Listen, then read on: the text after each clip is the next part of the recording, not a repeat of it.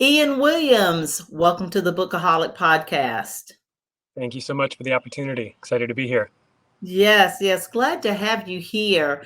Now, you've written a book just in time, I don't know, for the Easter season, for renewal season, for the spring season. It came out in February 2023 called Soil and Spirit. And just the title alone just kind of relates to what I just said. So, but before we get into the book, tell the Bookaholic listeners who Ian Williams is. Well, I'd like to think of myself as a man of many trades, author, speaker, and business advisor, in short. I work with organizations that are mission driven, who are trying to solve grand challenges. And some of those being climate change, social justice, etc. So really during the day, I'm a capacity builder. But in the off hours, I'm doing a lot of writing and speaking. So that's who I am professionally. Personally, finished grad school, love the energy arts. So I engage in meditation, mindfulness, those types of practices all the time. And naturally, I love being out in nature. Okay. And I never heard, maybe because I don't practice the energy arts and I need to practice more the energy arts. I never heard it put that way, and I'm trying to do yoga. I've done yoga here and there, let's just say, but I don't know. I just don't stick with it. So I have a problem with breathing. I feel like when I'm told to breathe, that it's really stressful. Sometimes you and me both. I do it. Okay. I do it. I engage in those practices not only because I need to for my health and well-being, but also because um, it's a challenge for me at times, right? And Yeah. the opportunity to engage in those practices and to find a space to be with myself, to be with myself, no matter what state of being I'm in that moment, right? Sometimes it's really easy to walk to the mat, and other Mhm. times it's pretty uncomfortable, and you kind of got to force yourself there. But it's one of the reasons why I Yeah. do it, right? Because it builds consistency and routine, and it's a touchstone for me in life, undoubtedly. Yes. And sitting here listening to you and talking to you, and I've done exercise here and there to lose weight is usually the only time that I exercise. And I'm just thinking, as you've been saying, I don't really do anything exercise just to please me or just to calm me or anything like that. Like I have some friends who are avid walkers and I have done a little bit better at walking, but I can't get myself to walk methodically, habitually, or anything. And I a little bit, maybe it goes to the fact that I don't feel like I deserve to have that time for myself. I'm not sure. Well, I think your observation about self-worth, right, deservedness is key, Mhm. because there's absolutely a component of that when it comes to health and well-being. Yeah. The other thing that I've learned over the years is that I've had to cultivate different practices for different states of being, right? And so Mhm. they've evolved over time. Um, Sometimes it's great to just put on my running shoes and just hit the trail, right? Because I can Yeah. either be running away from something or running towards something. Right. Sometimes the walk is something I can do methodically, right? Meditatively. Right. At the same time, if you're boiling mad and you try and sit down to meditate, it can be a real challenge, right? Yeah. And there's a saying in the community. It's like you try to sit down to meditate while you're angry or mad. It's like trying to put a lid on a boiling pot of water. Yes, most And sometimes it's good to lift heavy things and put them back down again. I mean, so all of these different practices that I've accumulated over time, now really I find my practices reflecting on what do I need in the moment, right? yeah. Is now a moment that I need to go for a run? Is now a moment that I need to sit with my journal? Is now a moment that I need to go to the gym? Those types of Mhm. things. But to connect back to your observation about self-worth, I mean, I think there's really, when it comes to the conversation about well-being, it starts with self-awareness, right? Yes. And Yes. we need to find those kind of tap roots that'll help hold us accountable to the things that we say we want to be doing, and also Right. hold us accountable long enough to figure out if that's really what we wanted in the first place. Right. Exactly. Exactly. Wow. And before we delve into the book, I think I read somewhere in your bio or information that you had struggled at one time with addiction. And so I'm trying to, the struggle with addiction and how you got to this level. Um, how did that all combine or you overcome the addiction to get to this place?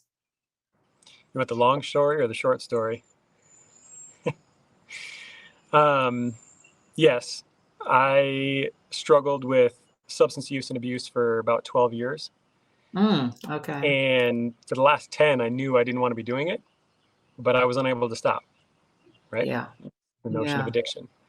Yeah. And really, what it boiled down to was a growing self awareness and a pretty profound mystical experience that kind of shattered my reality of what my perception, I should say, of what I thought reality was. This happened when you were maybe 24, right? Yep. Yep. Okay, yeah, tell us about that experience. So I had inherited a dog when I was in college Okay. and ended up taking her home, and we had her as a family for about 5, 6 years. She wasn't the most stable of pups, and so we had to let her go early. And Oh, for anybody who has owned a pet, they know that there's that space that they occupy in your life, right? They occupy in your yeah. home, they occupy in your Yeah. heart. And so I was maybe 5 days after we took her to the vet for the final time, laying in bed awake at night, staring at the ceiling. And she opened the door and she walked in the room and she hopped up on the bed next to me.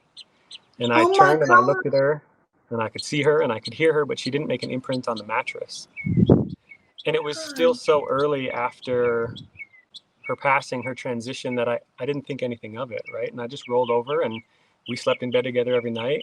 And so I fell asleep. And I woke up the next morning and I was journaling because I thought it was a dream. And in that moment, I realized I was awake. And again, it completely shifted my perception of what reality was, right? I was always kind of drawn to the energy arts, mindfulness, meditation, but I had never found whatever it was inside of me that was going to hold me accountable to them, right? And Mhm, this was just mhm. such a profound experience, kind of an earth-shattering experience, that um, it was my catalyst for change, really. Right, right. Oh my gosh. That is such a heartwarming story. My son had a dog with a girlfriend. It was really her dog. Her grandmother had given her the dog, but my son took care of it. And he brought it to our home. The dog spent the time here at our home, spent the night, spent a couple of days here.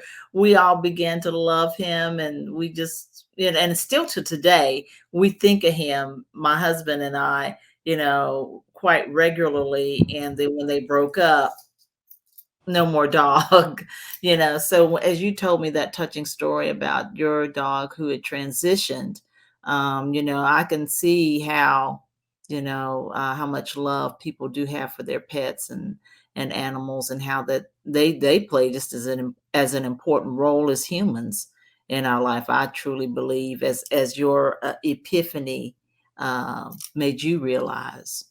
Absolutely. I mean, I think Yeah. aside from my wife and my family, my nuclear family, right? She's the Mhm, most mm. important being in my life to date. Uh, Yes. Yeah. and that that experience ignited something inside me that was at the time, a drive to go figure out the spirituality thing. And I laugh at that phrase and thinking now, right? Because there's Mhm. uh, so much to know and so much to unknow. Mhm. And Mhm. but it was the catalyst that really got me into or onto a healthful path. Yes. And so it of course it didn't all start in one fell swoop, right? I mean, I started with yoga and I signed up for a marathon. Those were basically the two things I did along with journaling. I Mhm. got back into therapy, I should say. So I Mhm. started with those Mhm. kind of core practices, and then one thing leads to another, and now there's yoga and qigong and tai chi and meditation and martial arts, and that's just kind of the Wow. energy practices alone. But they're all Wow. something, again, to go back to my comment earlier, right? They all have a specific role to play, and Mm-hmm. part of my practice now is figuring out, you know, the self-awareness piece to know, what do I need in this moment? Right, right, right. And again, how does one reach more self-awareness? We talked about self-worth, and oftentimes, if you were to interact with me on a regular basis, you would think, that I'm a very confident person, and very, very sure of myself. But and there's no reason for it, but why I wouldn't want to do some of the things, or feel like I deserve to have this kind of time to spend on myself. I don't know, that may be a woman thing. A lot of times I think women don't feel like they have the time because they're busy working and being a wife, those who are married, those who have children, you're doing all of that.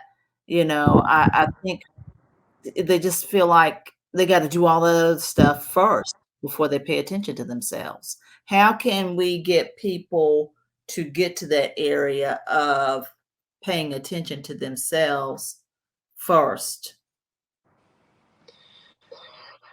You know, it's a fantastic question. For me, it started with self-reflection, right? Mm. And that was largely due to, it was out of necessity. It was Mhm, this mhm. self-awareness of, okay, I'm I'm suffering, right? And I'm using Right, substances to mask that depression and anxiety, and right. that underlying depression and anxiety. And Yeah, if I'm going to really offer others in the world everything that I have to offer, I've got to figure this out. right. And at the time, I didn't have I didn't have a breadcrumb trail to follow. I just dove into my journal, and Right. I dove into quiet time. I dove into solitude. And I fully recognize, to your point, there's a privilege in having the time Mhm, and space to do that. Undoubtedly, mhm. no question Yeah. about it. Yes, yes, yes, Um, most definitely. at the same time, because I can only speak through my experience, I'm not sure of any other way. Right, I right, mean, right, to use the book as an example, right? It's no small feat for anyone who's written and published a book. right. Um, it was 2.5 years from the day I decided to do it until the day it was published. Yes, And of yes, course, yes. there are days where you wake up, just like it's difficult to get to your mat in the morning, it's difficult to sit down at the computer and write in the morning, you know? Exactly, But exactly. I think, to answer your question more directly, for me, it started with that self reflection process, and to Mhm, take time to be with myself, to learn about myself. And mhm, that very quickly taught me the value and the power of mhm, emotional vulnerability. mhm, mhm, And, mhm, you know, to use a kind of common nomenclature, like it became a superpower for me at the time. Because if it was something that evoked, if I felt that there was vulnerability that was going to be required to move into that space, mhm. I would do it. And I would Right, just hold myself accountable to it. And there was a bit of force involved, but there was also a pull in my life at that time. right, right, And that was huge, right? And that defined the next decade of my life. Now I'm about 7.5 years clean, right? But the self discovery process right, uh, started before I was sober. right, And I've been reflecting recently on, well, what does emotional vulnerability look like in my life now? What does risk look like in my life now? And the right. reality is, for me, the last decade has been a very inward journey. Mhm, And now that this book is out in the world, the biggest risk I can take now is having conversations like this, sharing that message with the world, because it became a safe space internally, right? To right, go inward, to right. be with myself, to sort through those things, whether it be on paper or in my head or out loud. And I reached a certain level of familiarity with myself through Mhm, that self awareness mhm, process. mhm. But what I have yet to reach that same level of familiarity with is, again, sharing that message outwardly. So, Exactly, to exactly. summarize succinctly, self reflection, curiosity, right? Getting curious about the process, getting curious about yourself, Right. and then leaning into that emotional vulnerability piece. For me, those were three fundamental pillars. Yes, yes, yes. I think those are very good points that anyone listening to this podcast or watching this YouTube video might want to start with those tenets, and then if you had needed to add anything else to that for yourself, then you should. But I think that's three good points to bring out to people.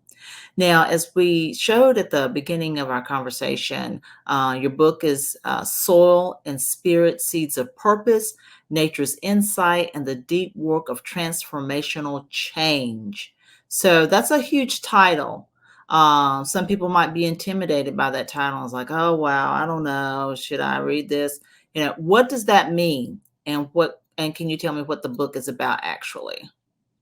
Yeah, I'll start with the title, which I guess is also telling you what the book is about. Soil and Yeah, Spirit it's really kind of twofold. One is a metaphor for the fact yeah. that there is a soil, there's a substrate, there is a foundation to spirit.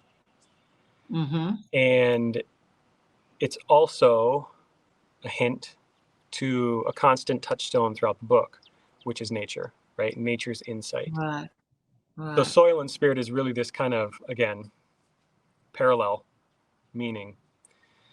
Seeds of purpose, nature's insight, and the deep work of transformational change. One of the things that I fundamentally believe is that the greatest gift we can give the world is saving ourselves, right? Right. There's a line in the book, something to the effect of selfishly pursuing our own liberation is precisely what will evoke the selflessness required to save us. Mhm. Mhm. Mhm. And finding those seeds of purpose is going to be different for everybody, right? Everyone Right. has different meaning and meaning making processes and purpose in their life.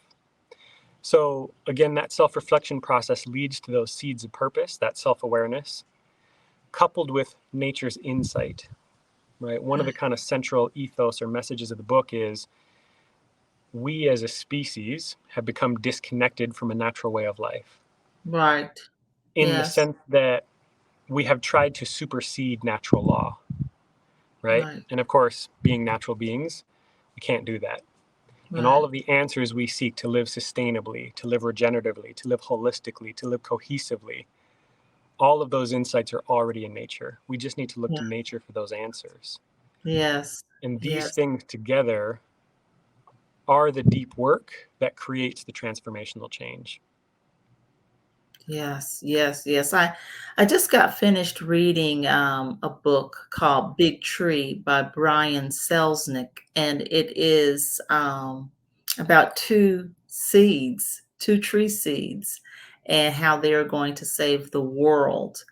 And I have you and that particular author and another author, and my whole purpose of later on this month with the Earth Day whole thing, and I see just like this combination of things coming together with what I've been reading lately, and it's just making me want to be more of that person, understanding nature a bit more, and knowing, I don't know, just where we came from, what we have to do, to save ourselves, to save the world, to do all the right things that we need to do. And we need to look to natures of our natural selves. Is something that we're not leaning upon or working, towards anymore. Our ancestors did, but we are really far, far from that. And so hopefully this is a sort of a return to that.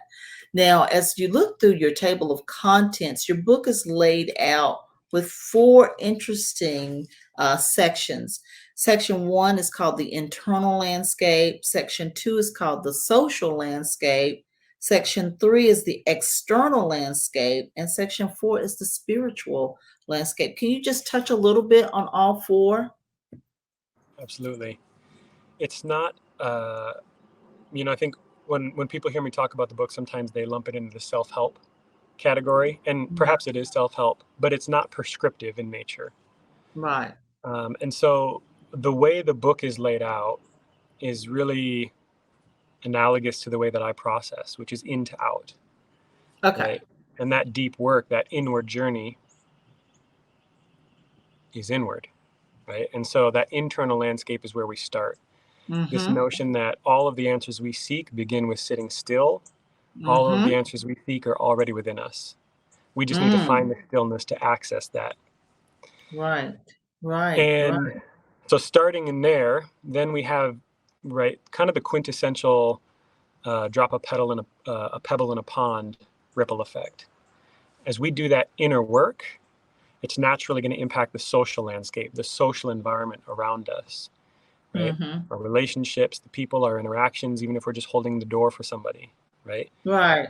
And that Right. all might not be conscious, but of course, there's energetic depth to this process, and a lot of it is through feeling, right? So Right. that inner work touches the social landscape, ultimately, the external landscape as well, right? If we're going to solve the grand challenge of climate change, for example, we Right. need to do that work collectively together.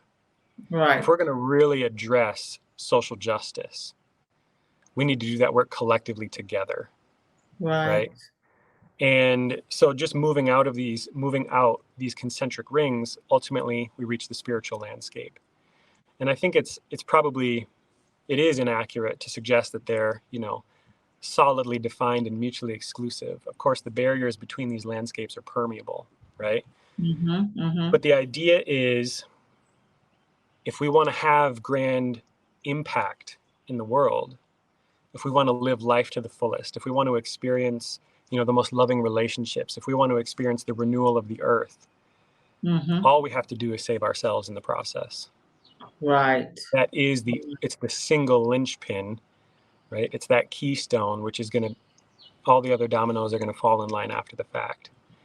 So the book is really meant to guide the reader from in to out, Right. starting with that inner work and those tap roots of self-discovery, reflection, accountability, and then moving outward to try and demonstrate, or rather have the reader reflect on what impact could you have on the greater world, greater society, environment, etc., if you were to do that work Right. internally yourself.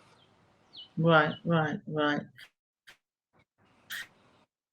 Now, any way tied together with any religious beliefs, or are people able to, no matter what your religious background, everybody should be able to get something from this?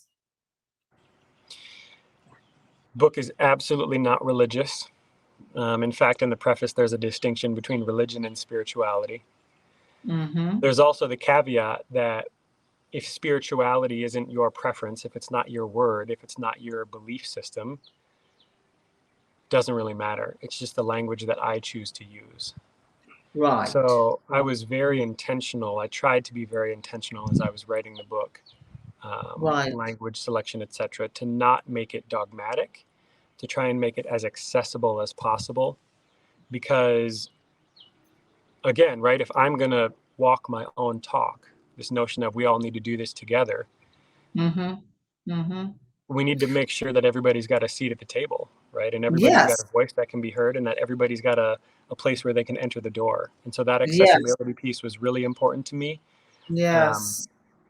People often ask me if I'm religious, right? If I identify with a certain religion. Mm-hmm. Um, I don't identify with any one particular religion, right? But of Mm-hmm. course, I think it's probably obvious for the listeners who've been here since the beginning, naturally drawn to Eastern philosophy, right? All the Mm-hmm. mindfulness Right. and energy arts practices. Right. Right. So there's some of that woven in, but there's also some Christianity woven in. And in the final section, there's actually a comparative table of some of the world's main, largest religions in an attempt to, there you go, in an attempt to just draw parallels between them, right? To demonstrate that it doesn't matter what lane you're in, it doesn't matter what religion or belief system you follow, there's parallels and there's commonalities between them. Yes, and I saw this and I thought, wow, I do this all the time. Backstory of me, I am a Christian person, belong to a Baptist church, but I'm able to accept, I accept anything positive, and when I hear positive stuff that's coming from other religions or other beliefs, I take all the positives. But this table, which you created in this book, is one that I have spoken of, maybe not in all of these details, but there is definitely uh similarities, definitely. Some of the words are different, but that goes to tell me that we're all connected, we're all one. It's just we've got to get to the act of being one, or collective, as you say, to solve our greater problems.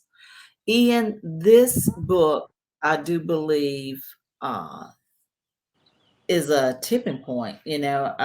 People need to really go ahead and check this book out, Soul and Spirit. It's a beautiful book, with, I think, a beautiful portrayal on how we can save ourselves. I'm so glad you've written this, and I think a lot of people will get a lot out of it. I know I have, just by talking to you. Thank you. I appreciate the kind words. I'll do my best to not take them personally, right? I'm like the rest of us, simply standing on the shoulders of giants, and there's many who Yes, come before, and there are many who will come after. At the that's same right. time, you use that phrase tipping point.